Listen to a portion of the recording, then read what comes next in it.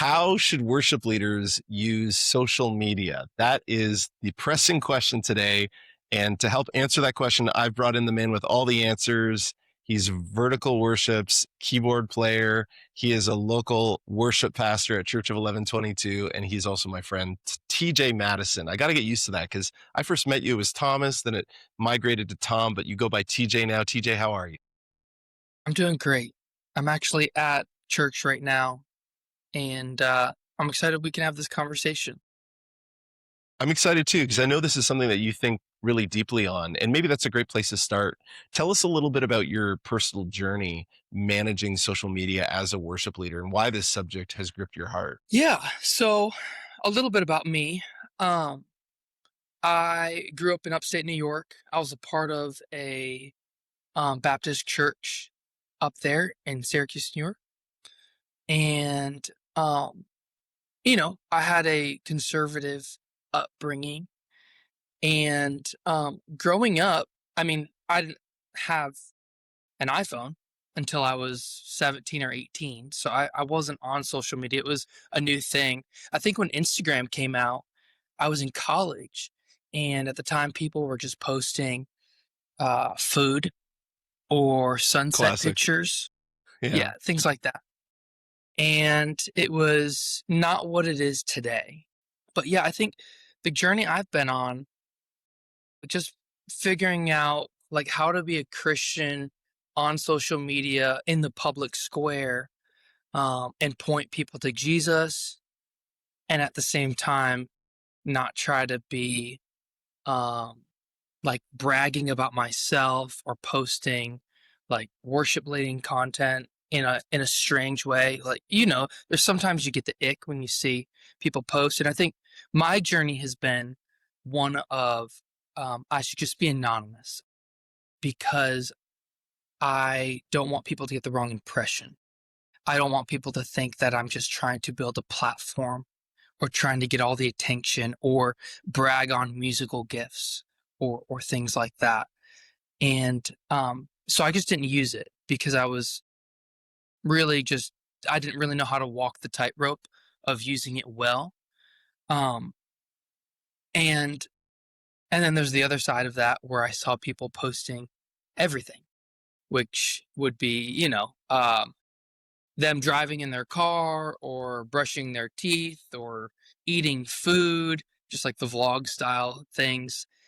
And um, yeah, I was just like, how do I navigate sharing my life, sharing what's going on at church and my walk with the Lord, but not trying to like uh, be seen as an amazing musician or be seen as a righteous person because of my quiet times with the Lord or um, those sorts of things.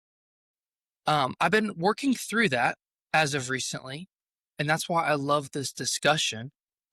Um, Yeah. because yeah, go ahead. No, I was just going to say, like, even going back to what you said originally, like, this didn't exist. And it's so true. Like, influence was reserved for an elite group when we were growing up. But now everybody has a platform, everybody has a stage, and everybody has a megaphone.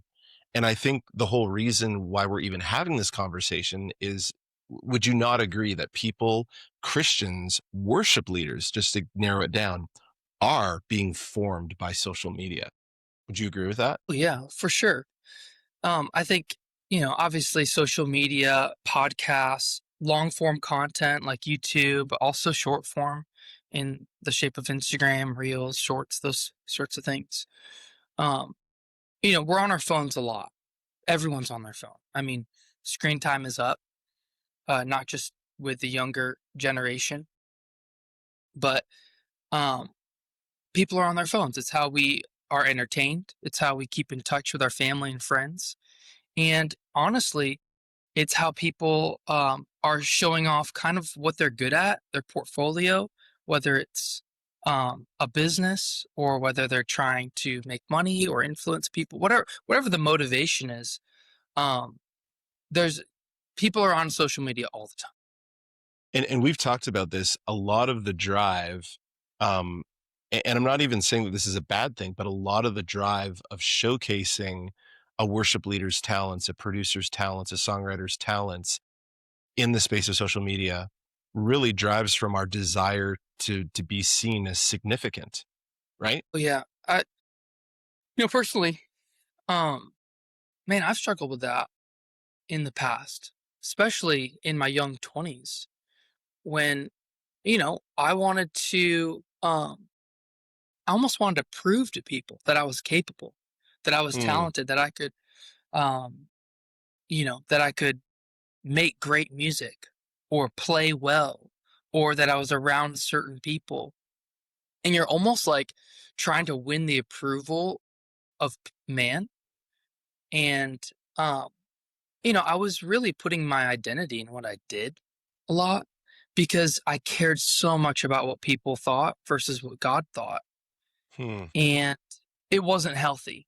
It definitely wasn't healthy because it was everything to me. Music was everything, or ministry or traveling with a worship team was like, um, it just mattered too much. And, you know, when stuff like that happens in my life, there's a check in my spirit. And then I'm like, I need to take a break.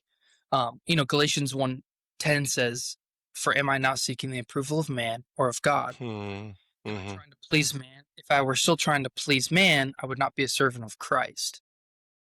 And so if we give too much weight to what people think of us, or trying to do something to impress them or boast in our abilities, I think that's when we need to log off of social media and reevaluate why we're Sure. posting things on it.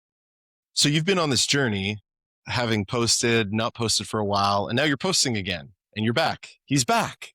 Yeah, and yeah. and I'm curious to like uncover what you've learned. And I want to start off by just asking, how have you come to discern where that line is between using social media as a ministry tool, as an extension of Mhm. ministry, versus slipping it into becoming, hey, it's the me show. It's all about me and how many likes and follows and let the attention be on me. How are you discerning between those things? Yeah. Uh, so part of the change for me is, like I said, I was fearful. I was motivated by fear about posting, and it being about me or saying something stupid or dishonoring God or whatever. And there's the scriptures, um, like Matthew 6:1-6. This was huge for me. Why I didn't post on social media, and it just says, "Beware of practicing your righteousness before other people in Hmm. order to be seen, for then you will have no reward from your Father who is in heaven." And then it gives two examples, which is interesting. One is giving. When you give to the needy, sound no trumpet before you, as the hypocrites do in the synagogues, that they may be praised and seen by others. They've received their reward. But when you give, do it in secret, that your Father who sees in secret will reward you. And then, so that's a generosity example. But even praying says, when you pray, don't be like the hypocrites, for they love to stand and pray to be seen by others. Truly I say to you, they've received their reward. But when you pray, go into your room, shut the door, and pray to your Father who's in secret, and your Hmm. Father who's in secret will reward you. And, for worship leading and singing songs, I view songs as prayers. Like when Hmm. I'm singing songs to the Lord, um, like "Lord, I Need You," confessional Hmm. song, or Hmm. "Show Us Your Glory," whatever the song is, it's devotional and it's to God, as God's the audience member, not everyone Hmm. else. And so for Right. me, I was like, I can't post anything about worship or church or myself because I don't want to be seen as being righteous, or I don't want to be praised from others. And I think if you're like, for worship leading and music unto the Lord, it's a little different, and it's a tightrope. But if you're just like a producer or a studio musician, like it's easy to just be like, "Hey, I play guitar. Here's me playing guitar. Now you can book me." Like it's different if it's like a business venture Hmm. or whatever. But when you are a Christian, you're a pastor and you work at a church and you're posting I don't know, stuff about leading worship. I think it's just tricky, um, because social media is self-promotion. Even if it is about Mhm. Jesus, Mhm. you're the face. You're the one singing, and you kinda have to ask yourself, "What's my intent?" Or, "Why am I wanting to share this video and maybe not this other video?" You've said it before, Yeah. like, people aren't posting videos of them, like, hospital visits or, like, shepherding someone through a discipleship conversation in their small group or whatever. They're Yeah, posting. social media is always designed to make the person look good. And what's really interesting is that the generation that's coming up, I think they're done with that, and that's why they value authenticity so much. And honestly, the social media influencers that probably have the most influence have locked down something that feels, I'll say it that way, authentic. But yeah, it's so interesting to me, and I want to revisit that. But you've developed some questions that you ask your heart before you post. Can you talk a little bit about those questions and how they help guide you to make good decisions? Yeah, for sure. So, I just shared a bunch of scripture about why we shouldn't post, and here I am. Now I'm starting to post. And I think what changed for me was I was on the far side of the spectrum where I was like, I can't use it at all. And then I was recently convicted by the Lord. There's also a scripture that says, you know, let your light shine before others that they may see your good deeds and glorify your Father in heaven. Hmm. And we all have influence of some sort. We impact our friends and family, and people on social media. And I felt that, man, I was just being silent and not stewarding what God gave me. And I've shared this before. The parable of the talents, the 5 talents, 3 talents, 1 talent. It's about stewardship.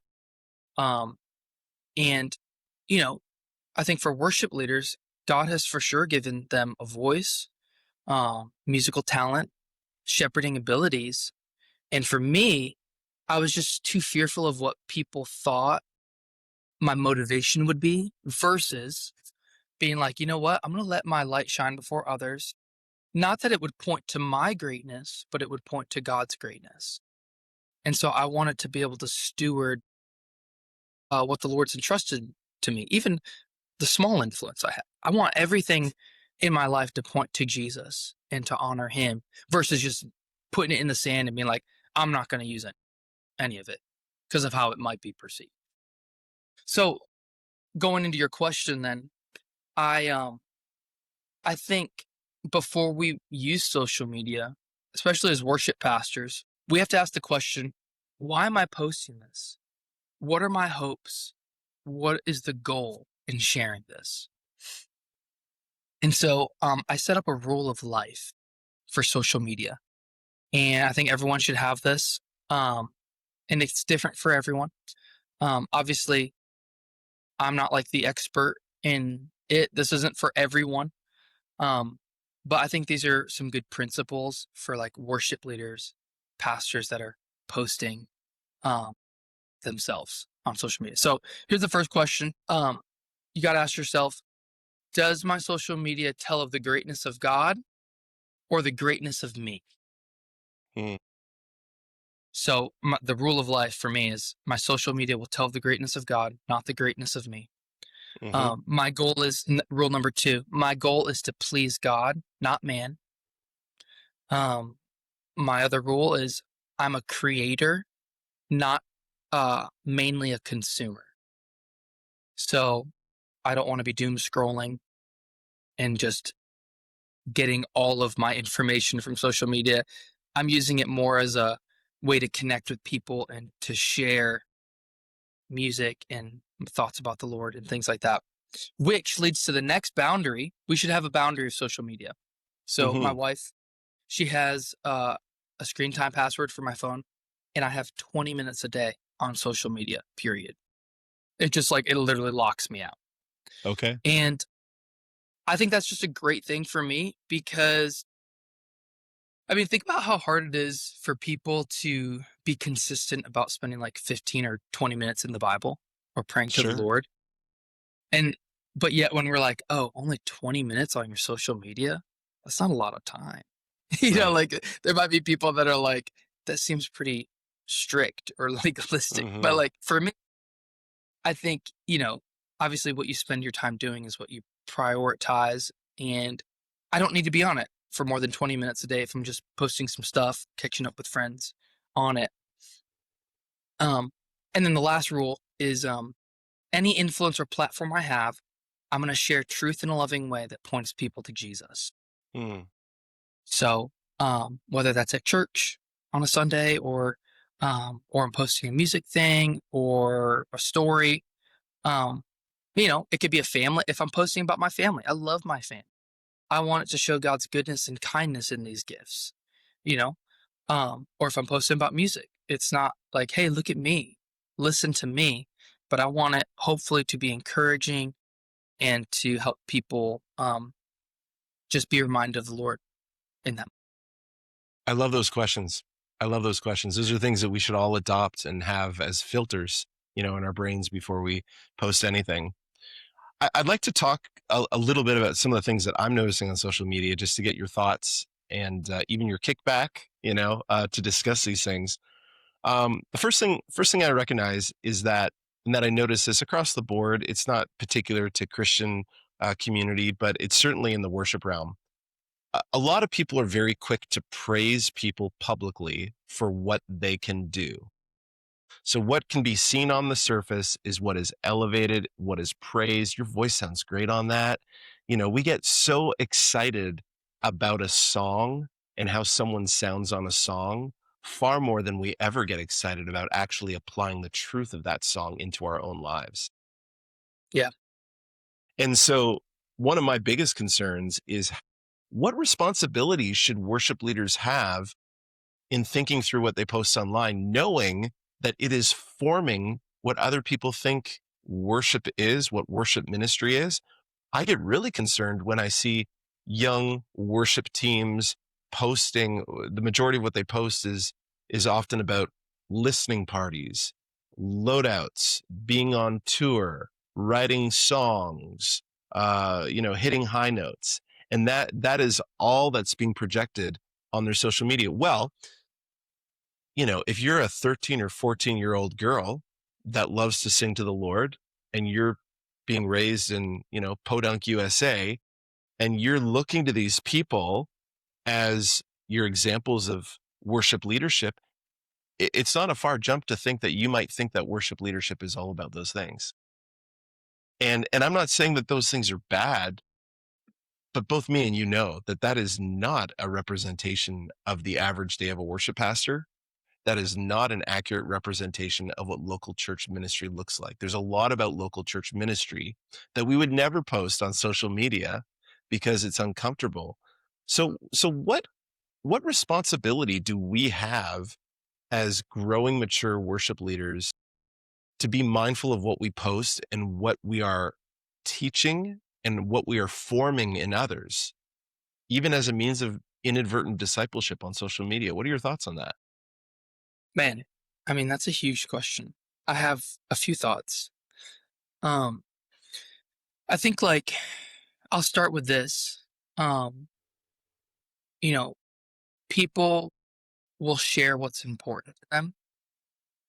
And, in social media, it's the highlights. People are posting the highlights, the best moments.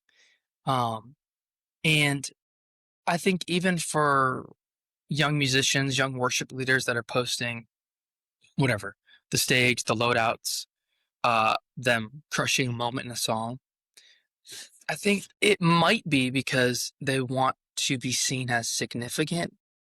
Like I'm sharing, like I'm important. Like, look at what I'm doing. Look at this big thing I'm a part of. It might be because their identity is wrapped up in what they do versus like who God has Mhm. called them to be, which is a son or daughter of God. And that might be an indicator that their identity is Mhm. kind of wrapped in music and the significance of it. Trying to build, because they want people to praise them, and be like, wow, he's really important. Look, they're on this tour, they're writing with these people, or they're look at how big that stage is, like. And obviously, like, the danger of posting that is, well, you might be trying to elevate yourself. The second thing is you're influencing people to be discontent or to, um, Compare, right? y It's the yeah, comparison. It'll compare. it'll kill everything in you. It'll kill your joy. It'll kill your contentment the minute that you're saying, Right. "Why am I not in those rooms? Why am I not with those people? Why am I not writing those songs? Why am I not having these opportunities? Why don't I have these volunteers on my team?" That is a joy kill, and Satan uses it. Yeah, and, there's so many ways to be discontent with, like, "Oh, I wish I was whatever in that room," or, "I wish I was on that platform," or, "I wish I Yeah. had that meal over here," or, "I wish I Yep. was," um, I you wish I know could hear things like Jacob Collier. Yeah, yeah, exactly. Um, so I think for young people posting that, um, it might just be, they wanna share their life. Say you give them the benefit of the doubt, they wanna just share what, their life looks like right now. Say they're at college and they're a part of like a traveling music ministry thing, and that's just what every week they're doing with their friends, and it's kind of like a harmless thing. Um, Now, I think when you are full time or a pastor on staff at a church, and all you're posting are those sorts of things or music, I think that's when that's probably you're off centered a little bit in how you're discipling people or wanting to be perceived by others, and that's just my opinion. Um, And you know, I think it's a novel thought, and it's a sobering thought that we're not actually even thinking about this. Number one, that what we post is discipling people. And number two, like it's forming people's thoughts and opinions. And I don't know that we as worship leaders really fully understand that and really take that into consideration. Because here's the thing, the way that social media is set up, you don't have to look into any of those faces. You don't know you don't technically really know who's on the other side of that account. They are a projected image of what they are, and because of that, you can say whatever you want. There's not a whole lot of accountability sure. apart from the Holy Spirit. Yeah, and you know, there's it goes back to the question of, am I trying to tell the greatness of me or the greatness of God by what I'm sharing? Um, 2 Timothy 2:1-2 says, "Understand this, that in the last days there will come times of difficulty, for people will be lovers of self." And man, that's so true. That um, man, we love ourselves and we love to post all the stuff about us. And, you know, it can be tricky when you are also a worship pastor and you're trying to point people not to you, but to something greater than you, which is Jesus. But at the same time, you want to use that because Romans 1:16 says, "I'm not ashamed of the gospel, for it is the power of God for salvation to everyone who believes." Right?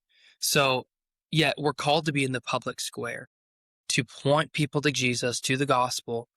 Um, and so we shouldn't remain silent. But again, it is like walking a tightrope in doing it, tactfully and in the right Yeah. way. We know this scripture. It says in the book of Proverbs, let another man speak your praise, not your own lips. And one of the practices that I have found that has been really helpful is simply to use social media to elevate other people and to talk about how great other people are instead of pointing inwardly, to be using my platform to, whether it's showcasing talented friends like yourself or celebrating the accomplishments of someone else. And what I found in my heart, when I'm able to do that in a place of, sincerity, like that's just a great antidote to my pride. And it's a great way for me to use social media in a helpful way to actually practice scripture of speaking well of others and to keep my platform from becoming completely about me. Mhm. Yeah, I think that's a great tool. And that's a great perspective. Um, there's a few things even with like trying to keep our heart in check by what we're posting. Again, you go back to the rule of life. What is it for? Social media is a tool. What's the purpose? Why am I trying to post these things? What's the goal in sharing it? But I think, um, it's easy for social media to become more important than in your life than it should be. Mm, Uh, so there's a couple things that you need to like check your soul on. It's like if social media is like we talked about it, but if it's tempting you towards like discontentment or jealousy, um, like it's definitely time to delete the app. Even like wisdom would mm, say like, what's the best use of my time? Like time is even more precious than money, and man, we'll sit on our phones for 4 or 5 hours a day. mhm, Um, Man, there's so much better things that we could be doing than doom mhm, scrolling. I think totally. because most of social media is entertainment. It's not like we are being educated. We're being informed. Our worldview is changing for sure, but it's not like I'm learning all of my best theology practices or Sure. It's pastoral not like you're practice. learning the What? periodic table of elements over social media. Yeah, no, it's a way to relax and not think. you Yeah. Put your um, brain in neutral. but I think the thing with social media is, like I said, it is self promotion. God gave us the self not to exalt in ourselves as the supreme object, but He gave us self that we would exalt in Him as the supreme object. So I think when you are using social media to point to the better thing, the greater person, the one that will satisfy and meet all your needs and fill your desires, like that's a really great thing because it's just like a little like golden nugget of truth in the noise in the sea of Yeah. self promotion. Yeah. I love that. It's so wise. Hey, this has been a great conversation. I want to wrap this up by asking you to share a little bit of a song that me and you worked on that was it really started in your heart. It's your song. But Kingdom of the Dunes. Tell us a little bit about how that song came about and how that song has kind of chronicled your journey. And I think you might even have some lyrics that are pertinent to the conversation that talk about this. Yeah, for sure. Um, Sorry, I need to pull it up. Here it is. I got it. Yeah, so as I was working through, social media, how to use it as a worship leader, and then, what about people that write songs or they're Christian artists? Hmm. Um, how do they share their art or their skill in a way that's um not about them? And that's so tricky. And so I wrote a song. The first verse goes like this: God, I'm struggling. Should I post another tune? Is it for worship or the billboard if I'm after likes and views? I Hmm. want to be seen, want to be heard, want my songs to pay the bills. Am I pointing to your glory, or is that what I try to steal? Wow. And the song is basically, the chorus goes, what happened to the secret place when it was you and me, when prayer was a sacred song, right? Um, and I think that's what I'm getting at in the song is I think we've lost our private devotion to the Lord, because we want to share everything with everyone. And there's nothing What is private anymore? And should there not be private things? right. And so what is holy? What's set apart to the Lord? Or am I going to be always having a camera going in my times of worship? Or am I always going to be trying to capture that next moment so I could share it and, feed the social media machine? Um, you know, like the Matthew 6 says, like there's a beautiful reward of God's presence in the private, whether it's in prayer, whether it's giving, whether it's spending time in the word. And I think we forfeit that reward when we're only about posting everything for others to see and there's nothing private unto the Lord. So that's what the song's about. Um, how to have an offering holy and dedicated to the Lord, um, and private devotion to Him, but also let your light shine before others that they may see your good deeds and glorify your Father in heaven. Yeah, and therein is the tension. You said something really, really poignant that I want to repeat. There's a beautiful gift of God's presence in the private. And man, if I take anything away from this conversation, it's that reminder. It's these rules of life that you've established. This has just been really great wisdom today. TJ, if people want to hear this song, I know that you're releasing it. We're recording this at the beginning of May 2026. Where would Mhm. they search to find this song when it comes out? Yeah, so, it releases May 29th, and, it's under TJ Madison, but the song is called Kingdom on the Dunes. On the Dunes. Okay, pardon me. Yep, That's Kingdom great. on the Dunes, yeah. So, I'm excited to release it. I haven't released some music in a while, and it's just, one of those things I've been working through. If you don't mind, I wanna say one last thing that I forgot to Please, say. yeah. Hmm. I think in this conversation, people could take away s they might think like, "Oh, man, it's easy to judge people or their motivation." Like, man, Sure. I've been guilty of, like, looking at someone, even from our church, like, posting a video of them leading a worship song, and I'm like, "Oh, wow, they only post church videos when they're on the big stage," or like, like, whatever the thing is. That's probably not good of me to think that way. Um, but, I remember, um, someone told me that legalism is when I have a conviction from the Lord and I try to force that on other people. Mm. And so, I wasn't posting things because I was in judgment over what I thought was appropriate to post. But uh, I found out that my soul actually was in more danger because of my self righteous position and that I Mm. was handling things correctly versus others. Wow. And so I think whether you post a little bit, you might be in danger of that, or whether you post a lot and you're pointing to yourself and making yourself an idol, like, or making yourself the main point. Those are like the two pitfalls on the side of the tightrope that you're walking with social media. So it's just another thought that I had. Yeah, it's a tension, and I appreciate that confession because I've been there before, and I'm sure a lot of people watching have been there before.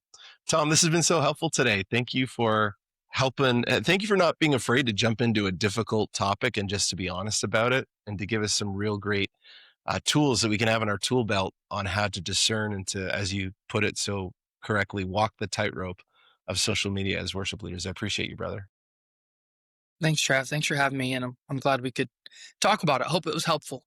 for sure.